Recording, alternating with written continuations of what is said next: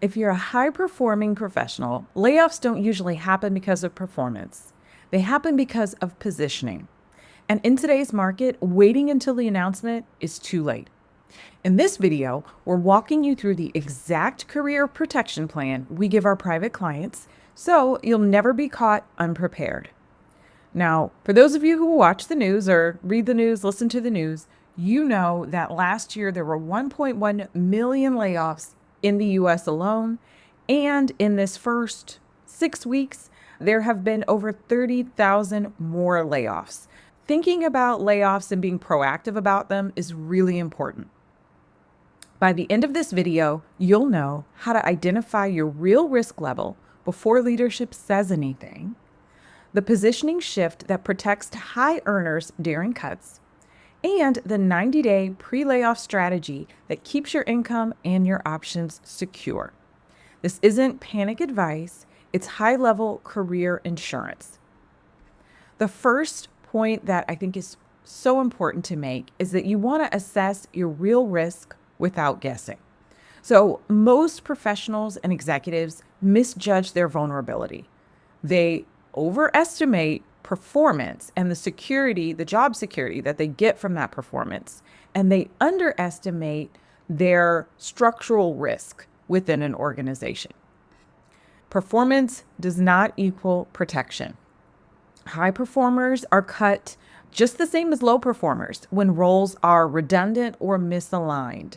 So just believing that I'm a hard worker and everyone is going to see my value, that's not necessarily the case. Companies reduce what we call cost centers first, not necessarily a low performer. For those of you who don't know, there are profit centers in a business and there are cost centers in a business. Profit centers generally generate revenue, money. So sales is generally a big profit center that most companies have. If it is a product-based or software-based company, maybe research and development, that could be seen as a profit center as well. Your software development team, anyone who's building or making something. Cost centers, on the other hand, are departments that they spend money on. So operations is a cost center. HR is a cost center. Legal is a cost center because those individuals are not directly related to creating revenue in a business. So when you're thinking about this, you want to follow the budget, not the praise you might get for your outstanding work. Is your function, is your department revenue generating? Is it a profit center or is it a support role, a cost center? Another thing to think about is your department expanding? Is it consolidating or is it being automated? Those are all clues that are going to help you to decide what your level of risk is when it comes to getting laid off. And I like to think of that as understanding your replaceability risk, okay? Are you, in your role, are you specialized or are you generic? Are you a subject matter expert? Are you a specialist? Are you the only person on the team or in the company who can do this role? Or could anybody do what you do in your company? Is it more generic? You also want to think about AI, outsourcing, restructuring. Are those areas or tools that could be used to absorb your function, do your job? You also want to really read into leadership signals. So what are clues that you can pick up on that gives you an idea of the risk level when it comes to being laid off? So some things that you can look for: hiring freezes, budgets being tightened or freezes on a budget. Freeze on spending is something you might hear. Also, increased efficiency mandates. So if everyone is going around looking at how to be more productive, if they're doing a lot of cost savings, a lot of my clients are seeing this where their jobs are being tracked. The company has implemented different software and technology to track every minute of their day. That's another clue. And then is there leadership turnover? Because a lot of times performance isn't what they hope that it would be. All of those are clues that you want to think about and look out for. In doing that, you want to calculate your career runway. So you want to start thinking about your savings and creating a buffer that feels comfortable for you. So is that 3 months? Is that 6 months worth of savings, money in the bank where you could feel comfortable? You also want to think about your network and the strength of your network. Do you know people in your industry? Do you know people in other associations and other companies? And then you want to think about the market demand for your role. And I know this is really hard to do now with AI because it seems AI and software tools are taking over everything. But if you do some really strategic research, you can tell if your role is growing, if there's a positive outlook or not. If you want help structuring your job search the smart way, you can download our free Smart Job Seekers Guide linked below. Once you understand your exposure, the next step is not updating your resume. It's repositioning your value. So this is our second main point. You want to reposition yourself before a layoff or before you hear about cuts. Protection comes from strategic visibility and perceived value, not from working harder. And I'm telling you, I am a recovering workaholic. Many of our clients are recovering workaholics, top performers, high achievers, and this is really an important mindset shift that you have to make if you are like that as well. So to do that, you want to shift from being a task executor to a business driver. So to do that, you want to make sure that you're quantifying your impact. And that means thinking about what you do in terms of metrics, numbers, percentages, other type dollar values, any type of metric that you can think of. And business drivers also include revenue, cost savings, if there are ways to measure a strategic advantage that your role gives your company, that's something to think about. And then you want to make leadership and management aware of your measurable outcomes. So those things that you've quantified, you want to speak about those things. So that could be in meetings, that could be in performance reviews, those types of conversations. You then want to increase your strategic visibility. And this is where a lot of people have issues. You can volunteer for cross-functional initiatives. However, you want to make sure that they're the right initiatives. A lot of people get stuck in go nowhere committees that really aren't needle movers for the organization. Also, in getting this visibility, you want to make sure that you're speaking in terms of business outcomes, not just activity, not just, oh, I did all of this and I did all of this work and it took all of this time, but what was the impact from that? You then want to align with revenue and growth. Like I said before, you want to attach yourself to initiatives that are tied to company or organizational priorities. So not just necessarily what you think is important or what you think is easy and a quick win for yourself, but when you step back and think about what is leadership talking about? What are our main goals? What are KPIs that everyone's talking about or different departments are talking about? Those are the sorts of things that you want to attach yourself to. And in doing that, you want to distance yourself from nice to have projects or what I was saying, those like committee roles and just things that are not business drivers or needle movers. You want to then also think about strengthening your internal advocacy. So this is building relationships with decision makers, not just peers. A lot of people just focus on the people that they see all the time at work, but that's not necessarily the only group of people that you should be networking with. So make sure that at least 2 to 3 stakeholders understand your values. So these are people who, if we think about hierarchical charts, these are people that might be seen as above your level, or they're in another department on another team and they have some authority in that department or on that team.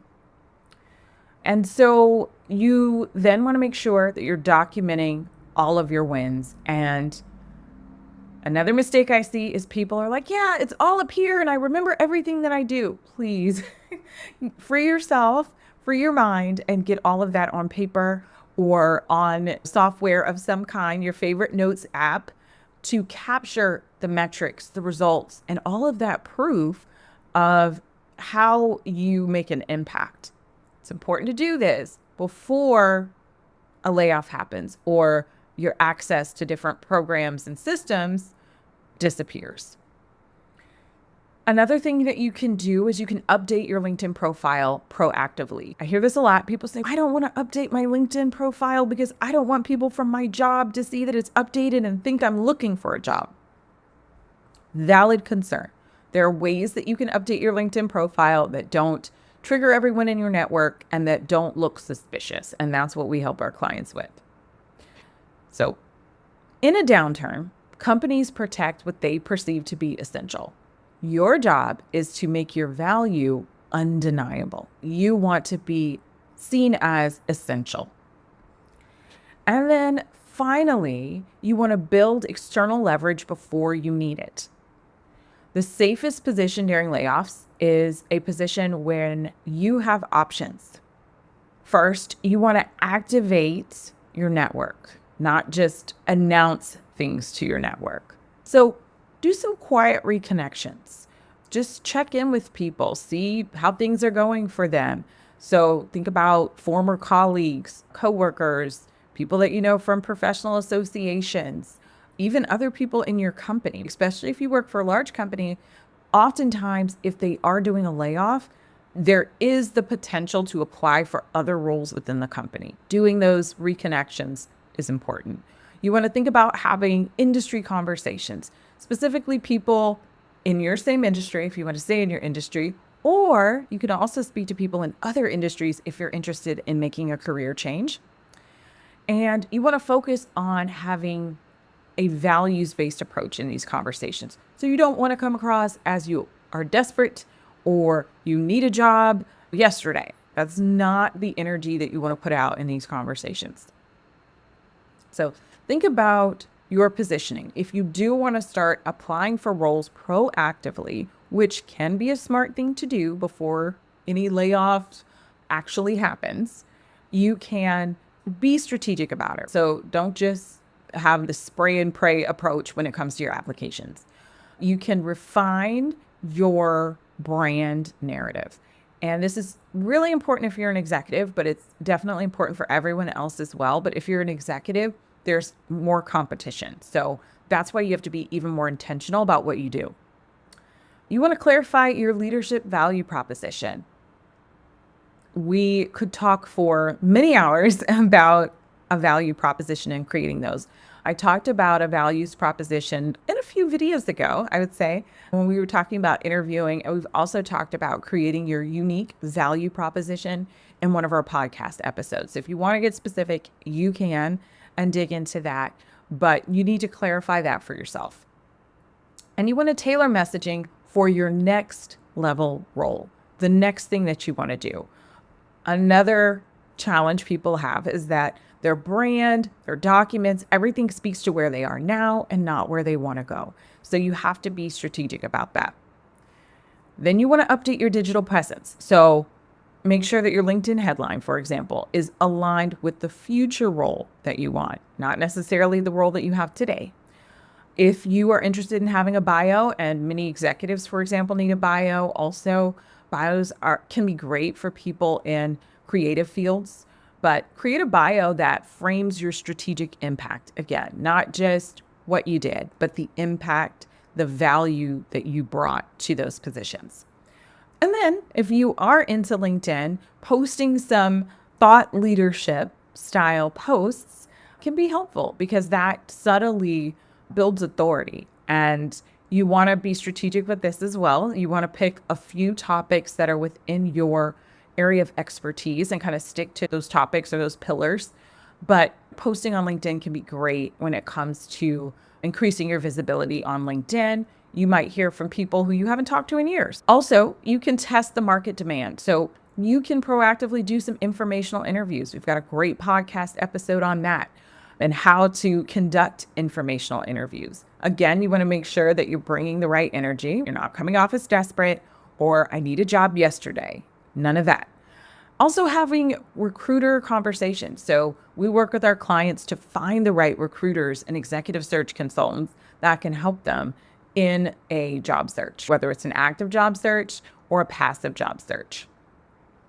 And to that point, you can explore opportunities passively, meaning one of the best ways our clients do that is having what we call an optimized LinkedIn profile. And then recruiters and search consultants can find them for positions that are on the hidden job market. So that means roles that aren't published online in the public domain, but they find you and you're technically a passive candidate because you didn't apply for a role.